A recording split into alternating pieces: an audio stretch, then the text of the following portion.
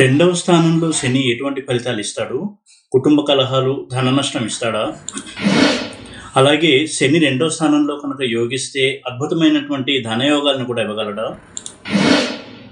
రెండవ స్థానంలో కనుక శని ఉన్నట్టయితే మాటల వలన తగాదాలు, అలాగే మారకము, యాక్సిడెంట్స్, తీవ్రమైనటువంటి అనారోగ్యము, కోలుకోలేని ఎదురు దెబ్బలు ఇలాంటివి ఇస్తాడా? ఈ విధంగా సెకండ్ హౌస్లో కనుక శని ఉన్నట్టయితే ఎటువంటి శుభాశుభ ఫలితాలను ఇస్తాడు, ఎలా అర్థం చేసుకోవాలి అనే విషయాల్ని ఈ వీడియోలో తెలియజేస్తాను.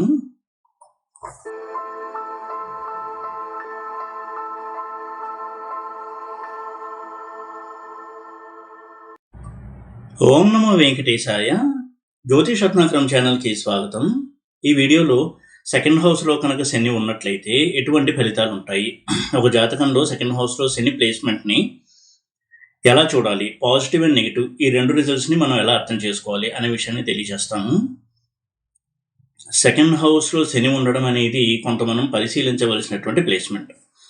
ఎందుకంటే సెకండ్ హౌస్ అనేది చాలా కీలకమైనటువంటి పోర్ట్ఫోలియోస్ని రూల్ చేసే హౌస్. అది సెకండ్ హౌస్కి కుటుంబ స్థానం అని పేరు, వాక్ స్థానము, అలాగే ధనస్థానము, మనం తీసుకునేటువంటి ఆహారము, ఇలాంటి కీలకమైనటువంటి అంశాలని రూల్ చేసే హౌస్ సెకండ్ హౌస్. సెకండ్ హౌస్లో కనుక శని ఉన్నట్టయితే శని ఇప్పుడు చెప్పినటువంటి ఈ కారకత్వాన్ని కొంత ప్రభావితం చేస్తాడు, నెగిటివ్గా, కొన్ని సందర్భాల్లో పాజిటివ్గా. సెకండ్ హౌస్ అనేది ధనస్థానంగా చాలామంది ప్రధానంగా చూసేటువంటి హౌస్.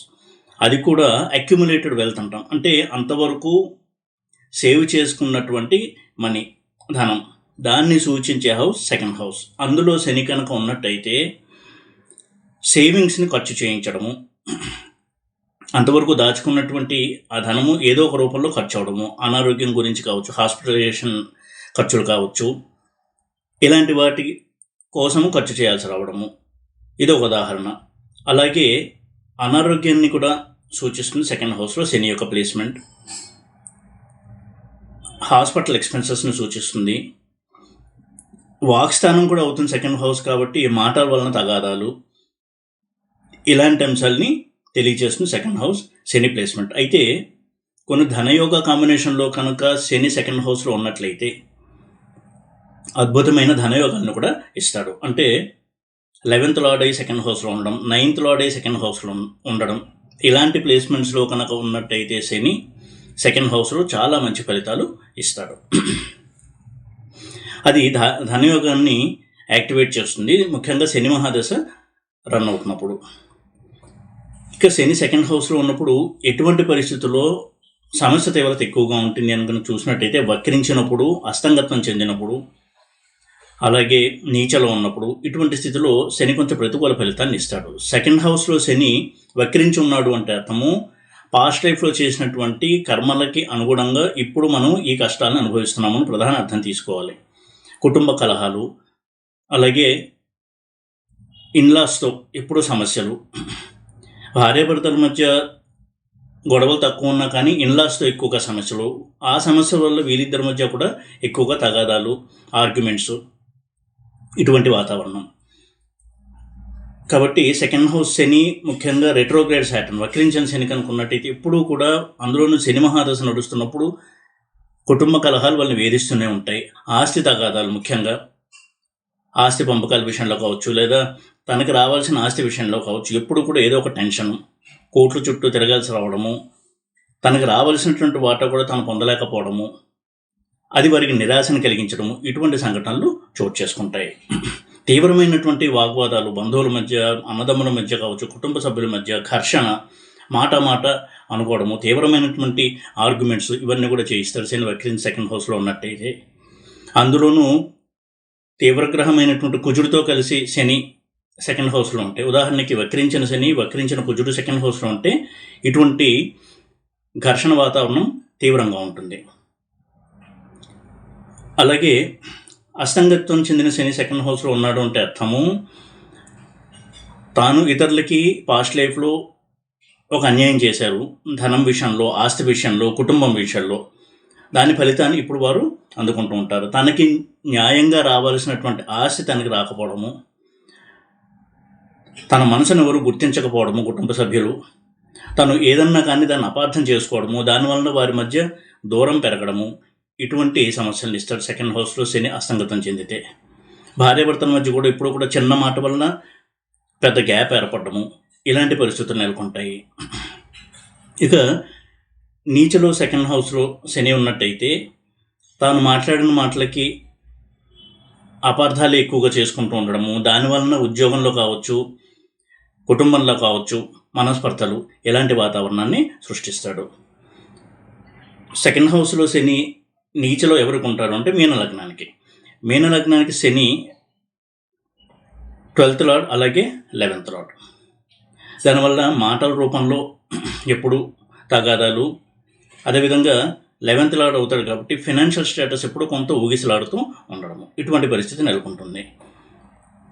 అయితే ప్రధానంగా కుటుంబ కలహాలు ఎక్కువగా వేధిస్తూ ఉంటాయి. సెకండ్ హౌస్లో శాటర్న్ వక్రించి ఉన్నా, అస్తంగతం చెంది ఉన్న, క్రూర గ్రహాలతో, పాపగ్రహాలతో చేరుకొని ఉన్నా కానీ మ్యారేజ్ అయినప్పటి నుంచి కూడా వారికి ఏదో ఒకటి ఘర్షణ వాతావరణము, మాట అనుకోవడము, అసంతృప్తి, వీటి వల్ల ఎప్పుడు కూడా మనశ్శాంతిని వారు కోల్పోతూ ఉంటారు. దానివల్ల మానసికపరమైనటువంటి అనారోగ్యము, హెల్త్ కూడా ఎఫెక్ట్ అవుతూ ఉంటుంది. ఎందుకంటే సెకండ్ హౌస్ని మారక స్థానంగా కూడా చెప్పారు. మారకం అంటే ఇక్కడ మరణమనే తీసుకోక్కర్లేదు, తీవ్రమైనటువంటి అనారోగ్యము, మానసికపరమైనటువంటి అనారోగ్యం, ఇలాంటివన్నీ కూడా ఇస్తాడు శని. ముఖ్యంగా శని చంద్రుడింట్లో ఉండి అది సెకండ్ హౌస్ అయితే, అంటే మిథున లగ్నానికి కనుక శని సెకండ్ హౌస్ అయితే ఈ కుటుంబ కలహాలు, మానసికపరమైనటువంటి ఒత్తిడి, టెన్షన్స్, మానసిక అనారోగ్యం ఇవి ఎక్కువగా ఉంటాయి. అలాగే రవిళ్ళు సెకండ్ హౌసే అందులో శని ఉంటే, అంటే కర్కాటక లగ్నానికి సెకండ్ హౌస్లో శని ఉంటే అది కూడా ఎప్పుడు కొంతవరకు కుటుంబంలో తీవ్రమైనటువంటి అనారోగ్య పరిస్థితులు, మాట పట్టింపులు, భార్యాభర్తల మధ్య ఎక్కువగా ఘర్షణ, వీటిని తెలియజేస్తుంది. అయితే సెకండ్ హౌస్లో శని ఉన్నప్పుడు ఉపశమనం ఏంటి అంటే గురు దృష్టి అనేది శని ఇచ్చేటువంటి దుష్ఫలితాలకి ఉపశమనం. అందులోనూ గురువు 5th ఆస్పెక్ట్తో 9th ఆస్పెక్ట్తో సెకండ్ హౌస్లో ఉన్నటువంటి శనిని చూడటం చాలా మంచిది. 7th హౌస్లో ఉండి, అంటే శని సెకండ్ హౌస్లో ఉండి శనికి 7th హౌస్లో గురువు, అంటే 8th హౌస్లో కనుక గురువు ఉన్నట్టయితే అది మళ్ళీ పూర్ణ శుభత్వాన్ని కలిగించదు. ఎందుకు అంటే గురువు 8th హౌస్లో ఉన్నప్పుడు శనిని చూస్తుంటాడు, కానీ గురువును మళ్ళీ శని చూస్తూ ఉంటాడు. దీనివల్ల గురువు యొక్క పాజిటివిటీ అనేది తగ్గుతుంది. అందులోనూ గురువు సెకండ్ లార్డ్షిప్ తీసుకుని ద్వితీయాధిపతిగా ఉండి అష్టమంలో ఉండి శని సెకండ్ హౌస్లో ఉంటే అది మరింత ఫినాన్షియల్ ప్రాబ్లమ్స్ని, ఫ్యామిలీ టెన్షన్స్ని సూచిస్తుంది. ఈ సినారియో ఎవరికి ఉంటుంది అంటే వృశ్చిక లగ్న జాతకులకి, కుంభలగ్న జాతకులకి. వృశ్చిక లగ్నానికి గురువు సెకండ్ లార్డ్, కుంభలగ్నానికి సెకండ్ లార్డ్, వేరే ఆధిపత్యాలు ఉన్నప్పటికీ ఈ లార్డ్షిప్ అయితే ఉంది. అయితే వృశ్చిక లగ్నం విషయంలో సెకండ్ హౌస్ ధనస్సు అవుతుంది, అది గురువు యొక్క మూల త్రికోణం. ఎప్పుడూ కూడా ఒక గ్రహం యొక్క మూల త్రికోణ స్థానం ఏదైతే ఉందో దానికి ఏ ఆధిపత్యం వచ్చింది అనేది చూసుకుని ఆ గ్రహము పాడవకుండా ఉండాలి. అంటే సెకండ్ లార్డ్గా కుంభలగ్నానికి గురువు పాడవడం కంటే సెకండ్ లార్డ్గా వృశ్చిక లగ్నానికి గురువు పాడవడం మరింత నెగిటివ్ రిజల్ట్స్ని ఇస్తాడు. ఎందుకంటే సెకండ్ హౌస్ వృశ్చిక లగ్నానికి ధనస్సు అయింది, అది గురువు యొక్క మూల త్రికోణం. అంటే ఇప్పుడు చెప్పిన ఎగ్జాంపుల్ చూసినట్టయితే సెకండ్ హౌస్లో శాటర్న్, 8th హౌస్లో గురువు కనుక వృశ్చిక లగ్నానికి ఉంటే ఫ్యామిలీ టెన్షన్స్, ఫినాన్షియల్గా ఎప్పుడు అప్స్ అండ్ డౌన్స్ అవుతూ ఉండడము, ఫినాన్షియల్ స్టెబిలిటీ సరిగ్గా లేకపోవడము, ఇలాంటి వాతావరణం ఉంటుంది. కుంభలగ్నానికి కూడా గురువు second lord and 11th lord అవుతాడు కాబట్టి అటువంటి గురువు కన్యలో 8th హౌస్లో ఉండి సెకండ్ హౌస్ అయిన మీనంలో శని ఉంటే అది కూడా కొంత ఫ్యామిలీ టెన్షన్స్ని, ఆర్థిక సమస్యల్ని సూచిస్తుంది. ఇక అనారోగ్య సమస్యలను కూడా సూచిస్తాడు శని. ముఖ్యంగా చంద్రుడింట్లో మిథున లగ్నానికి శని ఉన్నట్టయితే కొంత సైకలాజికల్ ప్రాబ్లమ్స్ని సూచించే అవకాశం ఉంటుంది, ముఖ్యంగా శని మహాదశ కనుక నడుస్తూ ఉన్నట్టయితే. అయితే శని జ్ఞాతికారకుడే సెకండ్ హౌస్లో ఉంటే మరింతగా ఆ సమస్యల తీవ్రత అనేది ఉంటుంది. ఇక యాక్సిడెంట్ విషయానికి వచ్చినట్టయితే సెకండ్ హౌస్ అనేది మారక స్థానం అనుకున్నాము. సెకండ్ హౌస్కి ఆపోజిట్లో ఉండేది 8th హౌస్ కాబట్టి యాక్సిడెంట్స్ తరచూ అవుతూ ఉండడము, దానివలన కొంత శరీరానికి ఇబ్బంది, అలాగే ధనం ఖర్చు అవుతూ ఉండడము, దీనివలన ఎప్పుడు కూడా అశాంతి వాతావరణం అనేది నెలకొని ఉండేటువంటి అవకాశం ఉంటుంది. ఇక శని ఒక్కడు సెకండ్ హౌస్లో ఉండడం ఒక ఎత్తు, వేరే గ్రహంతో కలిసి శని సెకండ్ హౌస్లో ఉంటే దాన్ని మళ్ళీ మనం పరిశీలించాలి. రవి శనిలో కలయిక సెకండ్ హౌస్లో కనుక ఉన్నట్టయితే ఫ్యామిలీలో ప్రాపర్టీ డిస్ప్యూట్స్ ఎక్కువగా ఉండడము, పంతాలు పట్టింపులు, ఈగో వీటికి పోయి చిన్న సమస్యను కూడా పెద్దగా చేసుకోవడము, ఇటువంటి సమస్యలు ఉంటాయి. చంద్రశనిలో కనుక సెకండ్ హౌస్లో ఉన్నట్టయితే ఫ్యామిలీ టెన్షన్స్ వలన మానసికంగా చాలా కృంగిపోవడము, డిప్రెషను, సైకలాజికల్ ప్రాబ్లమ్స్ ఇలాంటివి ఉండేటువంటి అవకాశాలు ఉంటాయి. శని కుజులు కనుక సెకండ్ హౌస్లో ఉన్నట్టయితే ఆస్తి తగాదాలు, అన్నదమ్ములు కూడా ఆస్తి గురించి తీవ్రంగా కొట్టుకోవడము, దుర్భాషలు ఆడుకోవడము, ఇటువంటి వాతావరణాన్ని చూడొచ్చు. బుధ శనులు కనుక సెకండ్ హౌస్లో ఉన్నట్టయితే చిన్న విషయాన్ని కూడా ఎక్కువగా డిప్రెస్ అవ్వడము, చాలా సెన్సిటివ్ మైండ్ ఉండడము, తన మాటల్ని ఇతరులు అపార్థం చేసుకుని తనకు దూరం అవడము, దానివల్ల వీరు కొంత కృంగిపోవడము, ఇలాంటి వాతావరణం ఉండే అవకాశం ఉంటుంది. గురుశనిలో కనుక సెకండ్ హౌస్లో ఉన్నట్టయితే ఎడ్యుకేషన్లో ప్రాబ్లమ్స్, ఫినాన్షియల్గా అప్స్ అండ్ డౌన్స్ ఎక్కువగా ఉండడము, స్త్రీలకైతే భర్తతో డామినేషన్ ప్రాబ్లం, ఇలాంటివి ఉండే అవకాశం ఉంటుంది. శని శుక్రులు కనుక సెకండ్ హౌస్లో ఉన్నట్టయితే ఇది కూడా ఆర్థికపరమైనటువంటి ఒడిదుడుకులను ఎక్కువగా సూచిస్తుంది. వివాహం అయిన తర్వాత భార్యాభర్తల మధ్య అపార్థాలు, రిలేషన్షిప్స్లో ప్రాబ్లమ్స్ అంటే బంధువులతో కావచ్చు, స్నేహితులతో కావచ్చు, కొంత రిలేషన్షిప్స్ అనేవి స్ట్రెయిన్డ్గా ఉండడము. ముఖ్యంగా ఎప్పుడు 2 గ్రహాలు వక్రిస్తే ఆ తీవ్రత ఎక్కువగా ఉంటుంది. శని శుక్రులు ఇద్దరు వక్రించున్నా, శని కుజులు ఇద్దరు వక్రించున్నా, శని బుధులు ఇద్దరు వక్రించున్నా, ఇటువంటి వక్రస్థితిలో సెకండ్ హౌస్లో ఉంటే తీవ్రత ఎక్కువగా ఉంటుంది. అలాగే శని రాహువులు సెకండ్ హౌస్లో కనుక్కున్నట్టయితే ఆకస్మిక ధన నష్టము, ఇతరులు తనని మోసం చేయడం వలన, తనవారే తనని మోసం చేయడం వలన తీవ్రమైనటువంటి ధన నష్టము, ఇలాంటివి ఉండే అవకాశం ఉంటుంది. శని కేతువులు సెకండ్ హౌస్లో ఉంటాయి, విధ్వంసకరమైనటువంటి ఫలితాలు, మ్యారేజ్ అయిన తర్వాత ఇద్దరి మధ్య తీవ్రమైనటువంటి వాగ్వాదాలు, వైలెంట్ ఇన్సిడెంట్స్ చోటు చేసుకోవడము, కుటుంబ కలహాలు అవి కూడా తీవ్ర స్థాయిలో ఉండడము, ఇలాంటి పరిణామాలు ఎక్కువగా ఉంటాయి. ధన నష్టం కూడా చాలా తీవ్ర నష్టము, ఆకస్మిక నష్టము ఉండేటువంటి అవకాశం ఉంటుంది. తన మాటల వలన తీవ్రమైనటువంటి తగాదాలు రావడము, ఇటువంటి పరిస్థితిని సృష్టిస్తుంది ఈ కాంబినేషన్. కాబట్టి శని సెకండ్ హౌస్లో ఉన్నాడు అంటే అందులోనూ ఒక్కరు ఉన్నాడా లేదా వేరే గ్రహంతో కలిసి ఉన్నాడా అనే దాన్ని బట్టి మనం ఫలితాలను కొంత అనలైజ్ చేయాల్సి ఉంటుంది.